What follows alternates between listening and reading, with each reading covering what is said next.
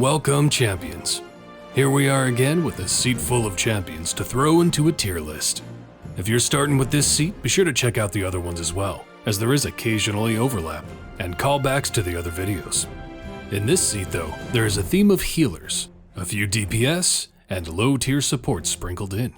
As is tradition, you should know by now, we're starting with the core champion, the native sitter of the seat. In this case, that means we're talking about Calliope. I know it's Calliope, but I'm gonna call her Calliope to piss people off. The chaotic good half-elf bard. The best way to describe her for those who watched my C3 video is that she is the complete opposite of Naeli. While Naeli is a tank who buffs those in the column behind her, Calliope is a healer that buffs those in the column in front of her with bardic inspiration. And where Naeli encourages you to slot your DPS in the second row, so does Calliope because of her Song of Protection, where she gives a temporary hit point shield to those within 2 slots of her. So if you want to buff your DPS while giving this shield to your tank, Calliope needs to be in the 3rd column, forcing your DPS into the 2nd to benefit from bardic inspiration. This is when a lot of new players will start to realize the importance of your formation and specializations. When you first get Calliope, with the Grand Tour of the Sword Coast formation, Naeli's gonna probably be in your 1st column, Calliope then in your 3rd, and then you'll probably have Brunner and Jarlaxle in the 2nd column, meaning Celeste has to be adjacent to Jarlaxle in the 3rd column, but then you're left with the decision of her specialization, either boosting your damage or increasing the range of her healing.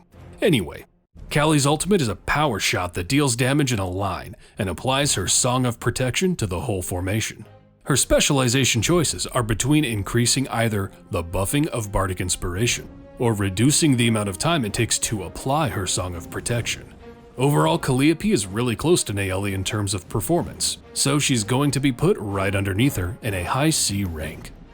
Time to descend alphabetically, making it Briv's turn, and what is becoming a bit too much of a trend of having the 2nd champion I talk about in a video being S tier. And with Briv, that's a hard S tier. A chaotic good, half-orc paladin. He serves a variety of roles, being tank, healer, support, and speed. And within those, he's arguably best in all but one of them.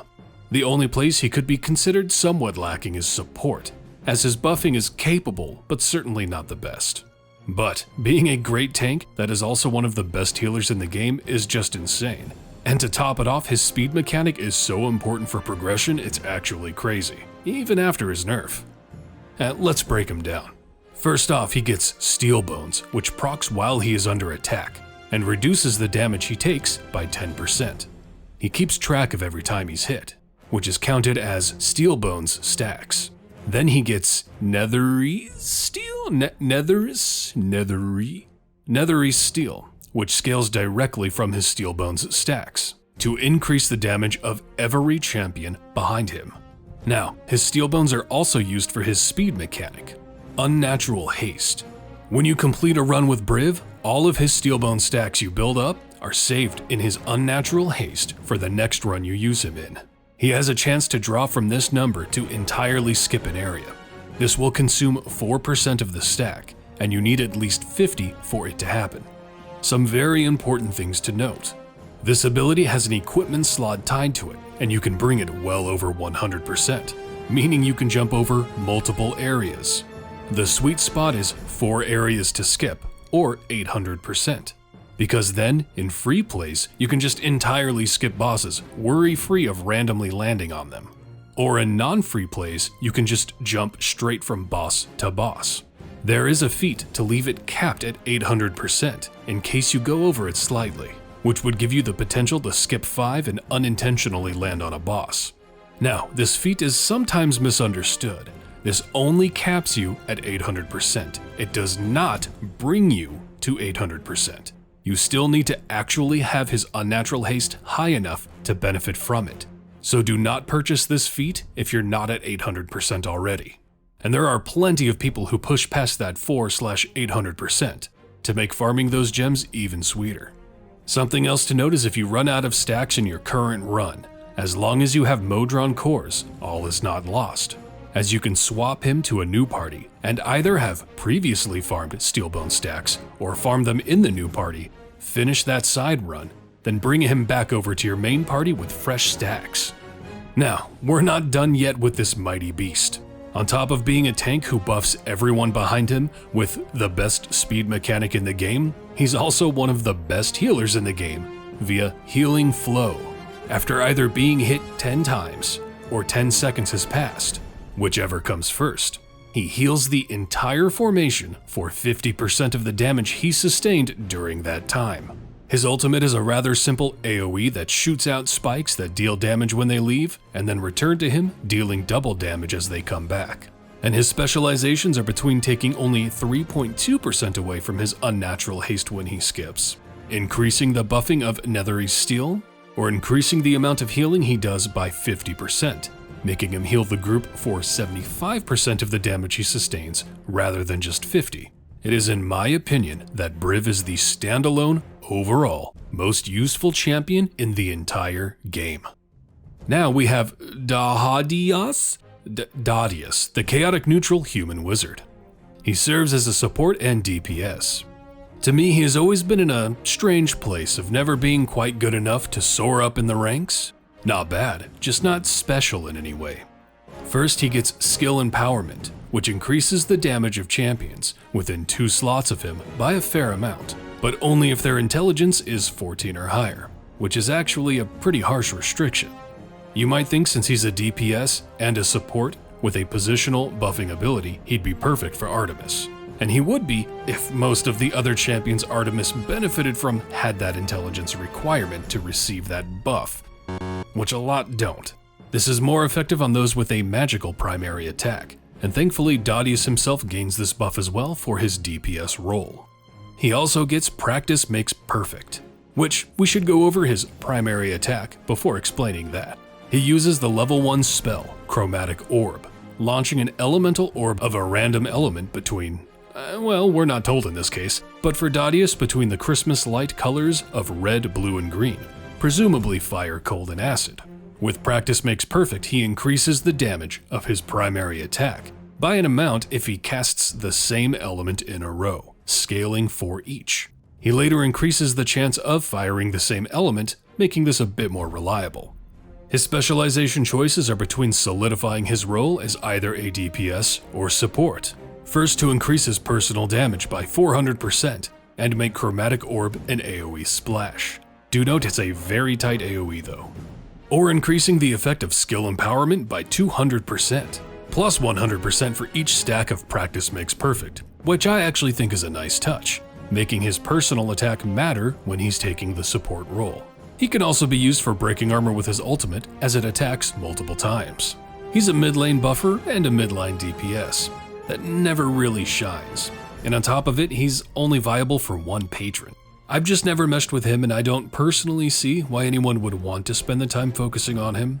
I would harshly put him in a D tier for personal taste, but I think he belongs right in that flat mid C. Next up is Prudence, the chaotic evil tiefling warlock. F tier. F tier.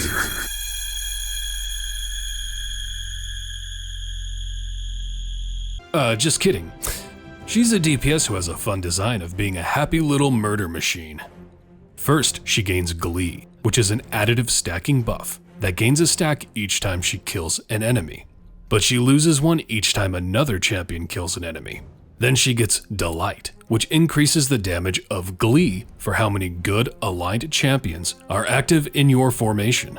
But that doesn't mean neutral and evil champions are a negative, because she also gets Resolve, which increases the max stack count of Glee.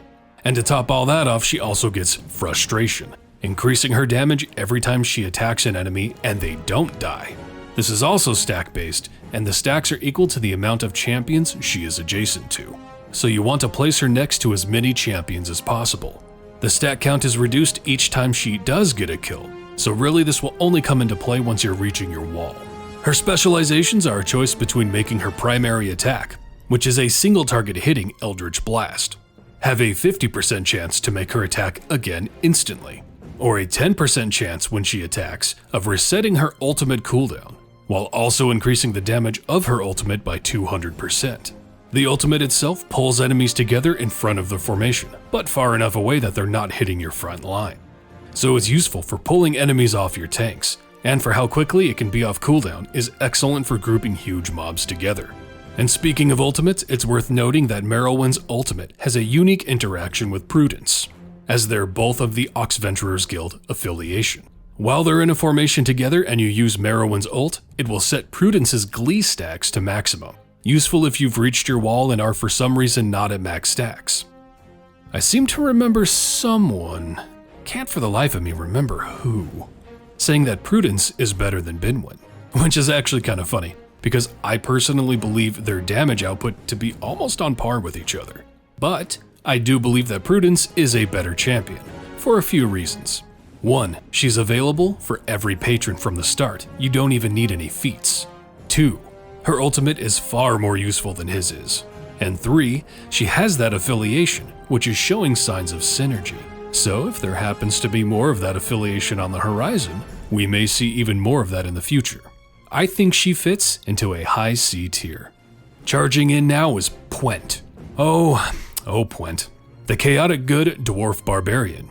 He's one of the few champions in the game I refer to as a false sense of security, and that his damage increase reaches pretty good heights, but only as you get kills. So he becomes worthless at your wall, which is the only time reaching those heights even matter. And it can often confuse newer players because they will say your DPS will be able to reach those heights, but before looking too deep into it, you're actually not. While he doesn't technically have an affiliation, he does interact with the Companions of the Hall through his formation ability, Brune mi King, where if he is adjacent to one of the companions, he increases the COTH gold find pool. So he at least has a little gold find buffer. But throughout the recent years, a lot more gold find champions have been released, and he's been overshadowed in that department. So he really doesn't even have that going for him anymore. Let's quickly go through his formation abilities. First off, we have Count 'em Off, where he increases the damage of the party each time an enemy he damaged is killed, stacking up to 50 times, losing 20% of the stack every 20 seconds. Note that his primary attack inflicts enemies with a bleed. And as a quick note, from a design philosophy, why they don't just have the stack a baseline of 1 confuses me, because the stacks are multiplicatively stacked and then scaled with a fairly standard buff number. Why not allow him to at least have that baseline buff? Instead of at your wall when he reaches 0, the buff becomes 0. Because anyone who's graduated elementary math knows that 0 times something is 0. You could make it a specialization choice, like makes the minimum number of Count 'em Off blank number, I don't know.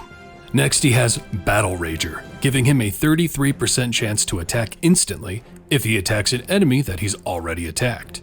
Then he gets Can You Smell That?, which increases the attack cooldown of champions adjacent to him, spread between all those who are. Note that this increases the cooldown, making the champion attack slower.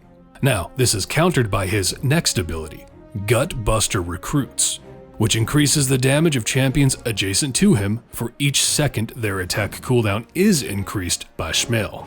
And this is doubled on dwarves. For those who can read between the lines, this was clearly designed with Brunner, Barrowyn, and Binwyn in mind, as they all technically scale really well together. Brunner's Rally scales with dwarves, Pwent scales with dwarves, Binwyn is the only dwarf DPS we have, who multi-attacks when he finally does attack, so that attack speed gap doesn't hurt him as much, and Barrowyn increases how much her damage buff gives based on how much slower who she's buffing attacks compared to her. His ultimate is at least a little useful, where he rushes around the map and corrals the enemies into a tight group away from your front line. His specialization choices are between increasing the effect of Count 'em Off, increasing the chance of Battle Rager, or increasing the total cooldown of Can You Smell That? I'm gonna put him in a high D. I could see him slipping into a low C, cause really he's better than a lot of people give him credit for. But he's certainly not an ideal candidate to focus on. He did get some love recently that made it a bit easier to use him by farm up Count 'em Off at a lower level and then jump him to your wall and having it fall off slower, but it's still clunky. Now we're led to Qillek, a much more simple champion. He serves as support and healing, and he's alright at both. And also our second hero of Erois. If you remember from the last video, Sentry was our first introduction to them, where most of the members add to what's called an Arrowist synergy pool, usually enhancing a formation ability, based on how high you've made that pool. In Qillek's case, he adds to the pool by 100% per champion at maximum health, or 66% if no champions are at maximum health, which is also increased by 50% multiplicatively for each champion Qillek has healed recently. Qillek's formation ability, Bless, is increased by 25% of the total Arrowist synergy pool. So, what is Bless? Qillek increases the damage of all champions adjacent to him for each champion not adjacent to him. So also, if you've seen my last video, basically he is the reverse of Paulton. But even before Bless, Qillek gets Prayer of Healing, which heals all damaged champions for an amount, which is also increased for being not only not adjacent, but for each slot further beyond as well. So ideally you want Qillek as far away from your front line as you can to heal the tanks for maximum effect. His specialization choices are between also applying Bless to champions 2 slots away, but only at 50% effectiveness, or having champions exactly 2 slots away from Qillek contribute twice as much to Bless.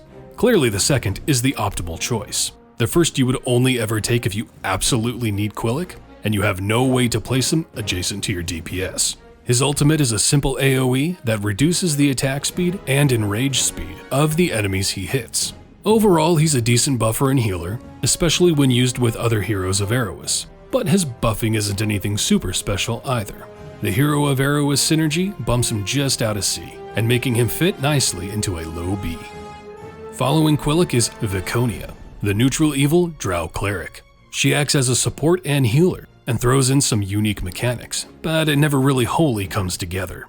Her support comes from Cleric of Shar, where she buffs only evil champions, or those with the affiliation of Heroes of Baldur's Gate, which as far as DPS is concerned, that includes Krydal, Jaheira, Minsk, and Delina. Not a lot of big standouts there. You'd think a buff with that kind of restriction would be a hefty bonus to make up for that kind of restriction, but it's very average, and is her only damage buffing formation ability for the group. Now, for her healing she gets Cure Medium Wounds, which is actually a banger heal. It doesn't proc until a champion reaches half health, but once they do she applies a 5-second heal over time that heals every second for a rather large amount. This can be applied to anyone in your formation, and doesn't require any form of positioning. Her uniqueness comes from Animate Dead, wherein there is a 20% chance on a non-boss enemy kill that she will raise the corpse into undeath. This will cause them to stand back up and remain stationary, while emitting an aura that deals a small percentage of your bud damage over time. Something that's both kind of cool but also works against her is that she has a gear slot for this skill, but at the cost of not having a second all-champion damage gear slot as a support. But this does make you able to scale up that unique bud damage. And she has over 14 wisdom, so she's also nrackable, making Animate Dead a more than 100% chance, and skyrocket that bud damage those dead boys offer. So she does have some fun shenanigans, but overall she just doesn't quite stack up. Her ultimate summons a miasma that damages all enemies and increases the odds that when they are killed they will be reanimated. Her specialization choices are between increasing the buffing potential for Cleric of Shar by 100% for each column away from the backmost column she is, stacking multiplicatively, or making Cleric of Shar target neutral champions instead of evil ones, effectively making you to apply it to anyone, since if you remember from my other videos, good champions can be registered as neutral if we use our buddy Corazon. But that means you'd be using both Corazon and Viconia, which is certainly not ideal for pushing high numbers. Her third increases to the chance of Animate Dead triggering by 100%. Overall, I think I'd put her in a low C tier. Good healing and bud shenanigans kind of make up for her lack of buffing potential to keep her out of the super low tiers, but that in no way means you should use her in your wall-pushing team as a support. Lastly, we have Titan. Syndrome. Clint Stevens. Xander. The best adjective I could use for Xander is poopy. He's a chaotic good human rogue that joins with the roles of speed and support. But we might as well just call it support. His baby speed mechanic is the worst one in the game, and he's competing in the same seat with the best speed mechanic, in Briv. You know what, let's just break him down. First, you have to know his primary attack actually has a chance to miss, a 33% chance at that, but this ties into his formation abilities. With Lucky Shot, whenever he lands a killing blow, there is a chance that the enemy will count for double quest progression. He also gets Distraction, which marks enemies he misses, so that then anyone who gets the kill will trigger Lucky Shot. His other formation ability is Streetwise, which increases the damage of champions in the column behind him, which is later increased by Childlike Wonder, which increases the effect of Streetwise for every sorcerer, warlock, or wizard adjacent to him. At the end of the day, Streetwise is very average, and even if he wasn't competing with Briv, Lucky Shot just isn't that good. He's kind of a meme, and while he's not good, like Pwent, he's not quite as bad as people give him credit for. I'd put him in mid-D. Never focus on him, but if you're low on supports because of patrons or variants, his buffing is still right on that average line, so he's not a complete waste. And that's Seat 5, otherwise known as Sucks If You Like Anyone Other Than Briv. Don't forget to animate that like, bell, and sub. Leave a comment about how you incorrectly think Briv shouldn't be S tier, or about anything really. Tell me what kind of weather you're having, tell me if life's being good or bad to you. I'm here for you. Kind of. What? Stay tuned, cause I have the other seats coming up. That is, if my cat lets me edit. Have a hell of a time out there, champions.